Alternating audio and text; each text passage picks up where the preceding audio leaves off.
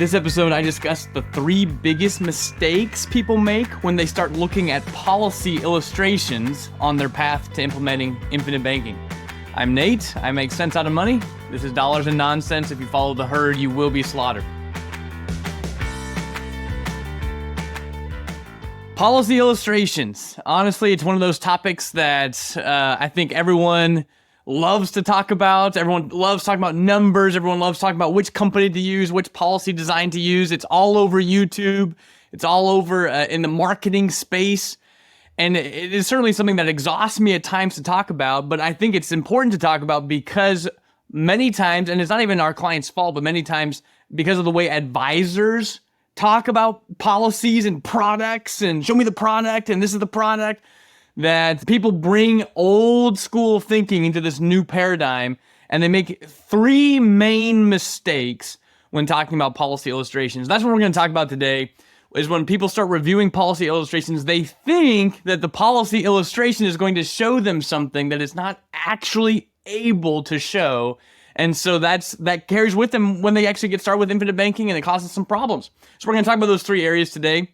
And just by the way, we love producing the best content in the IBC space, and we love that you're a part of our tribe. We love that you tune in every week, and we're trying to make a real difference. We think infinite banking does the best job in the world of helping people make a real difference financially. That they can make this change into infinite banking, make a huge difference, and you're a part of this. And we appreciate every single one of you. And if you want to help us grow the reach of this movement, the best way to do it is to like, subscribe, rate, review, all of those things wherever you consume the podcast, on YouTube, on Apple Podcasts, Spotify.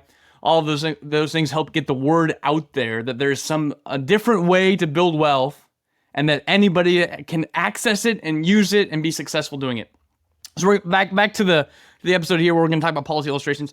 There's 3 main mistakes that I find people make when they start reviewing policy illustrations. They start believing that the policy illustrations can do things that they really can't do. So this episode is going to be talking about essentially almost like myths or deceptions or, kind of faulty thinking that can come in and really mess with people. And then the next episode, we're going to actually review a policy illustration.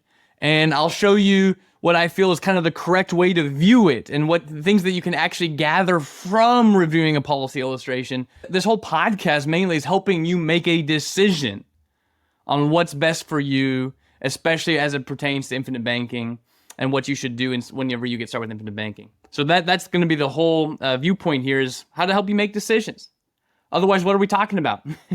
You're here to make decisions financially that will help you become successful, help you succeed financially. And so I'm helping, my goal is to help you make those decisions with the correct information, the correct perspective going into it. So let's go ahead and dive in. 3 main things that people believe they can glean from reviewing policy illustrations that might be off base.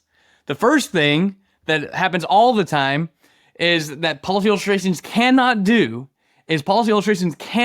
tell you which company is a better company to do IBC with.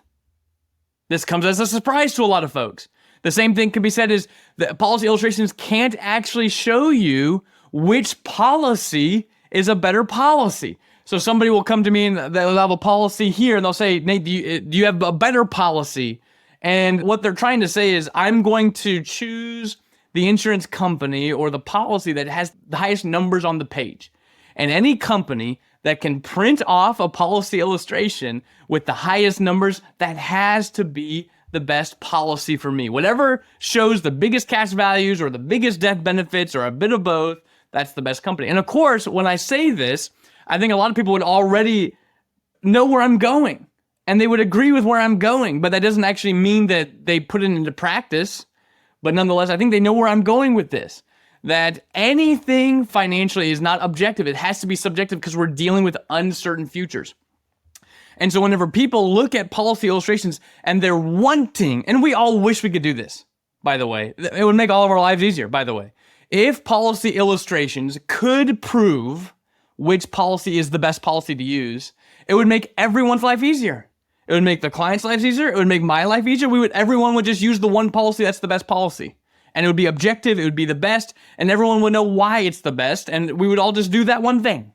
And that would make life simpler. So that's what we're trying to do, is we're trying to simplify in our head what we feel is like a difficult choice of I want to do infinite banking, but I don't want to make a mistake. I want to get the best that I can get from me. I want to get involved, and so we think, okay, I'm just going to, let's simplify this. I just want the best policy. So whoever can show me the policy with the best numbers, that's the best choice for me. So here's actually how this works. So if policies can't show you which company is the best or which policy is the best, well, why is that? And that's what I wanted to share today. And I've talked about this with clients all the time. If we go back 10 years, we could run a policy illustration 10 years ago from all of the best mutual life insurance companies that are used in the infinite banking space. And we could create a hierarchy, essentially. We could say, okay, the best policy right now in the year 2013, 10 years ago, the best policy right now is from X company. They're ranked number 1. Then we got number 2, number 3, number 4. And we just play it out. We say, okay, this is the best company right now.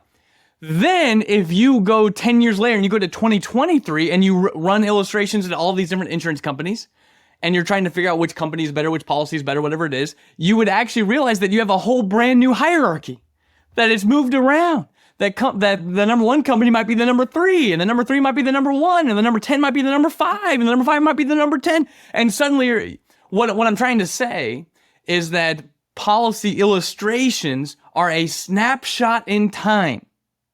They cannot tell you what you really want to know. The whole point is that it doesn't exist financially. This idea that somebody can project future results today, and that whoever has the best projection is what I should do.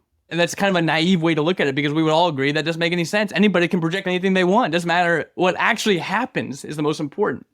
And so if policy illustrations can't do this, we get concerned. We wish they could, but they can't. So the idea is that policy illustrations, they will move around because policy illustrations are based on current dividends. And so this actually brings us to the second thing. So first off, policy illustrations can't really tell us which policy is going to perform the best for the rest of our life. They really can't. They can't tell us what company is the best company to practice it. They really can't. We wish they could. I understand. We all wish. I wish they could, but I can't stand here and say that they can help. Because I've been through this for 10 years, and policies from companies that used to be really good are now no longer that great. And policies that used to be kind of bad are now doing better from various companies, because it's more complicated than just what's going on. And the reason why it's more complicated is it goes into our second thing. The second most common deception that we get convinced of is that policy illustrations are based on what companies think the policy will do. This is a common misconception, that when we review a policy illustration, that is actually what they think, like they're projecting in the future what they think is going to happen in the future. And that's actually just not what a policy illustration is doing, which will help us understand why number 1 can't be true. And so policy illustrations don't show what the insurance companies think the policy is going to do. All they show is what the current dividend scale is right now, and then they blast that throughout the rest of the life of the policy. And so essentially what they're saying is we don't know what dividends are going to be in the future because we don't control the interest rate environment. We have no say over what the Federal Reserve does. We have no say over how much the bond portfolios that we own are going to make. I mean, we're hoping to make good investment decisions, but we don't know. We have no control, just like nobody has total control over the macro economy. So we're going to do the best we can, but right now all we know is what's happening today. And here is what our dividends look like today. And here's what the policy would look like if the dividends just stay the way they are today for the rest of the life of the policy. Of course, that's actually not what happens, though. And that's why they say on the illustration pages that is based on what's called the current scale. That's all it is. Policy illustrations are based on the current scale of dividends. So this goes back to number 1. So why can't policy illustrations help us determine which policy is better, which company is better? It's just because it's based on current dividend scales. Dividend scales will move around. They will move around from year to year, from company to company. And so the illustrations show essentially a snapshot in time. Not even what the company feels like they're going to be able to do. They could know, like a company could know deep down that it's unlikely that they're going to be able to keep their current dividend scale into the future. But here's what they can't do. It's just against the rules for them to lower the dividend scale into the future. They are only allowed to show the current dividend scale. That's what they have to show. They just have to show what they're paying right now. So they could know, like in a couple of years, I don't know if we're gonna be able to sustain our dividends at this high of a level. Like maybe right now we have the very best looking policy on the market based on the current dividends, but some headwinds are coming. We think we're gonna have to decrease it. I mean, they could know this, but they're not allowed to project that. They can only project the current scale, what they're paying right now today.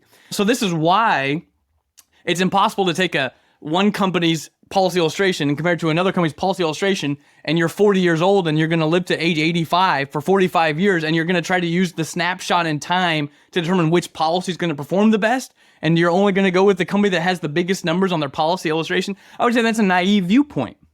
And we're going to talk a little bit about that towards the end as well.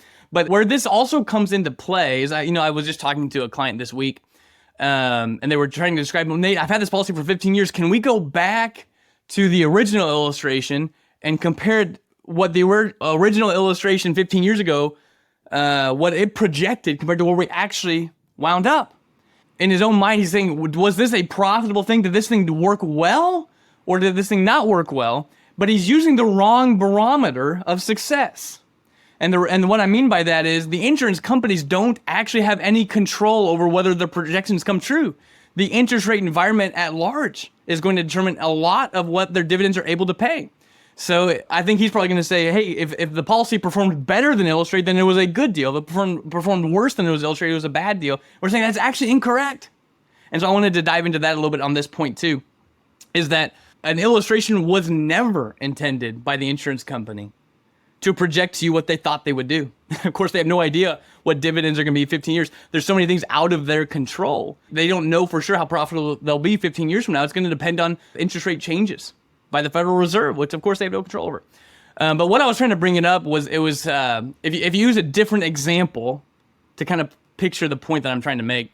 Let's say you're going to invest some money in a real estate syndication, and they go find this prime opportunity. They're like, you know what, guys, we're looking at the numbers, and we think that if we buy this apartment complex and put some work into it, we really think we're getting a great deal on this. We're expecting an internal rate of return of, let's say, like 30% if you come into this. We're expecting a really great internal rate of return on this deal.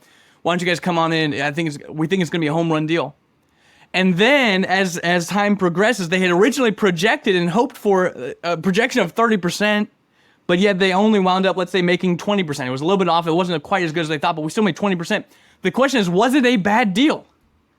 Because the actual result wasn't what they had expected.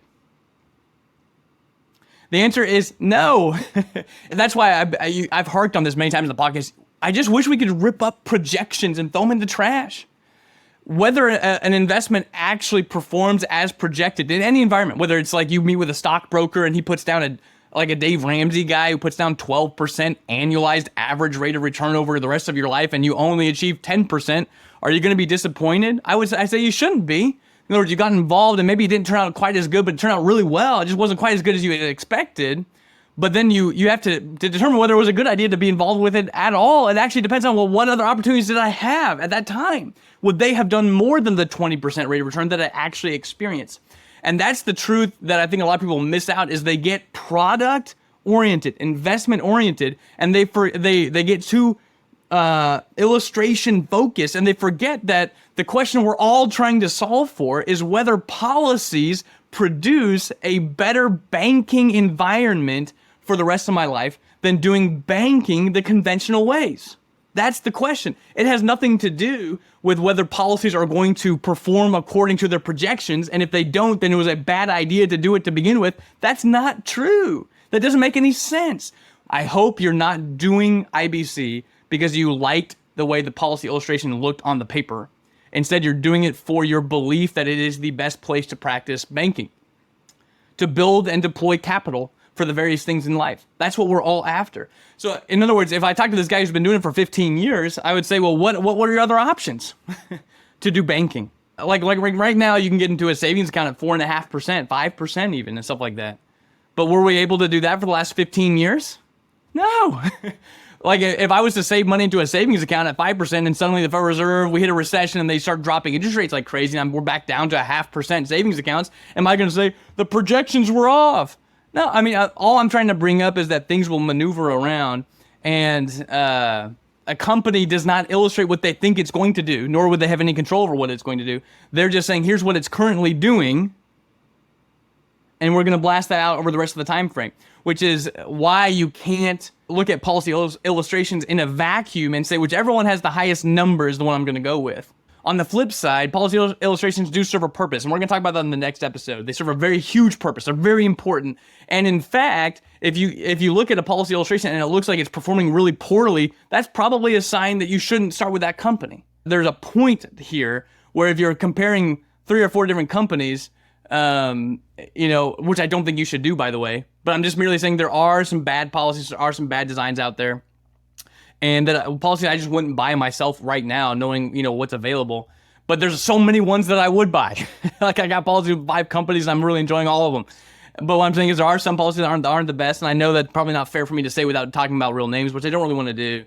But I'm just merely saying that it is true that you could look at a policy illustration and be like, it should be doing better than this, and maybe that would be a warning sign to not move forward with them. You can do it if you want, it's just not actually correct.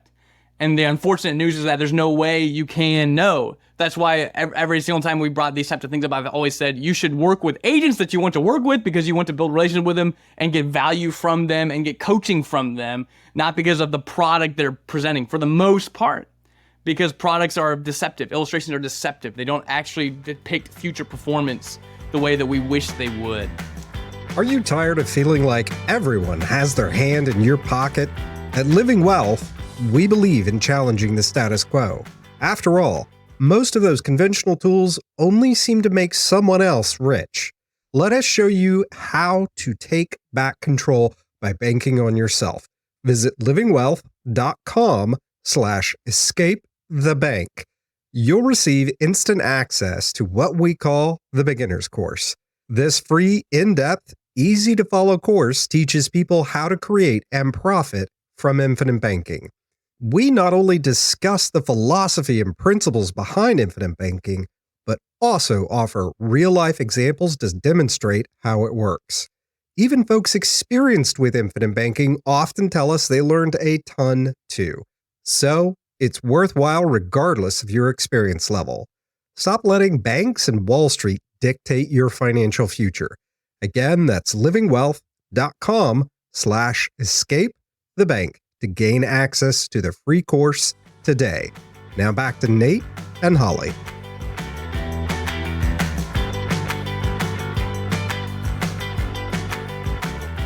So I know a lot of people like to say, well, is my policy performing the way it was expected to perform at the beginning? I'm saying, I don't know what the answer was either yes or no. I just don't know what you're trying to glean from that. If the answer is, hey, it's doing better than it was, does that mean this is a good idea? And if it's doing worse, it means it was a bad idea? I hope not, because you didn't start the policy to do the illustration. You started the policy to practice IBC. Now, if you did start the policy just to because you like the policy illustration, then you're not doing IBC. So yeah, go ahead and do whatever you want. You probably won't be a good fit for us anyway. The last thing I wanted to talk about, the things that policy illustrations can't show, is they can't show the infinite banking concept actually being implemented in your life. And this is the obvious one, and probably the most important one. The policy illustration can't show you doing the concept. All it can show is if you pay premiums, here's how much cash value and death benefits are being produced in the policy. But it can't actually, or it shouldn't be able to tell you whether infinite banking is right for you or wrong for you. And essentially, illustrations should not be used to convince someone to do IBC. That's a wrongful use of the illustrations. I've having done this for 11 years now, you'll run into a lot of clients that, can't wait to see the numbers, or they really don't know if they want to do infinite banking until they see the numbers. And I'm not trying to harp on that. I think they serve a huge purpose.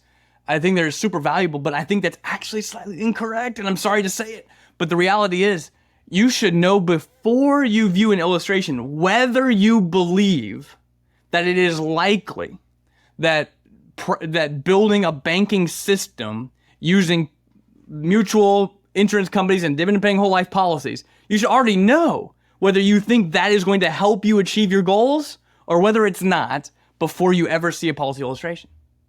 By the time you go through the educational journey that you should go through before you ever get a policy, you should already know what to expect when you look at a policy illustration.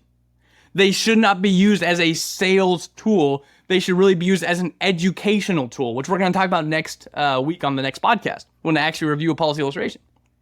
So if I read Nelson Nash's book, Becoming Your Own Banker, if I listen to all these podcasts, if I take the free beginners course we have online, if I go and I gather all of this information, I should already be able to come to the conclusion that I believe that infinite banking is a pathway I want to go down, and I want to use it because of X, X, and X, and I'm very attracted to it before we ever get to a policy illustration. That's why anytime someone is very, very non-committed until after they see the numbers, I'm saying you're not even ready to see the numbers. What are you going to see on the policy illustration that you don't already know? Like, in other words, like the fact that policies, you'll pay premiums in the early years and not all of it goes to cash value. So you're actually behind schedule. It's a net loss to you early on, and you don't break even for years to come. When you actually review a policy illustration, if that's the first time that you've ever heard that, you're not ready to view the policy illustration. I'm going to teach you how next time to actually view policy illustrations. But we need to make sure we're using them correctly. We can't just be using them as an investment piece. So essentially, if someone is looking at the policy illustration and says the infinite banking concept rises and falls based on whether I like the numbers on this page, we'd say, well, you're not ready to do this, by the way, bud. You are not convinced that IBC is the best place to build a banking system. Maybe you don't even know if you want to build a banking system. Like, that's at its core, that's what we're talking about. Would building your own banking system through this process, or just in general, be of gain to you? If it is, then you really should look at infinite banking. If it's not, then you're really going to use the policy illustration to determine if the policy is a good investment. Which then we go back to square one, which it says that policies are not supposed to be investments. They're supposed to be you're supposed to build a banking system that can fund your investments, but policy itself is not supposed to be an investment. So that's essentially where you run into this all the time, is that you can't see infinite banking being implemented on the page. So if you're using the policy illustration as the nail in the coffin to determine whether or not IBC makes sense, I think we're not there yet. You weren't ready to view the policy illustration. The only way you're going to view it is as an investment, and you're going to determine whether to do it or not based on whether or not you think the rate of return of the policy is enticing to you, which we're saying maybe it is, maybe it isn't, but it's not infinite banking. You're welcome to buy policies and let money sit in them for the guaranteed growth, the tax-free nature of it, the safety of it. I mean, all of these things, it's a great asset. There's no doubt. And you can see how good of an asset it is on the policy, but you just can't actually determine by looking at the numbers on the page whether infinite banking and building your own banking system is something you want to do. You can't do it. You have to go back to the concept and then match the concept up with your actual goals in life and determine if it helps you achieve those goals. But conceptually, if having a place to build up and deploy capital and essentially operate as your operating system for your life, if that's compelling to you, then great, let's do it. If it's not, then let's look at the illustration, by the way. I shouldn't say let's do it. Then let's look at the illustration. Make sure you understand very well what you have in policies, like what they do, what they act like, and so forth. So that's what we're going to focus on in the next episode is mainly, okay, well, Nate, you just ripped them apart and told them that you told us all that they're totally worthless and that nobody should ever look at them and everyone's confused by them and they don't show anything real. And then next week, my hope is to actually go through a policy illustration live and discuss what are the things we can actually learn from reviewing policy illustrations. So I hope you guys show up next week as well to review the policy illustration together. I think it's gonna be fun. But we'll end with this. Don't get so confused and caught up in the numbers and in policy illustrations. They can be very deceptive. We can bring a lot of faulty thinking and reasoning into it. Policy illustrations have a place. Don't put them in some sort of pedestal that they don't belong in, fundamentally. I hope this has been helpful. Once again, this is Dollars and Nonsense. If you follow the herd, you will be slaughtered. For free transcripts and resources, please visit livingwealth.com/E203. Listener, one last thing before you go. Start your journey towards financial security and wealth today. Visit livingwealth.com/escape the bank. Upon completing this course, you'll have all the information that you'll need to see if infinite banking is right for you. Again, go to livingwealth.com/escape the bank.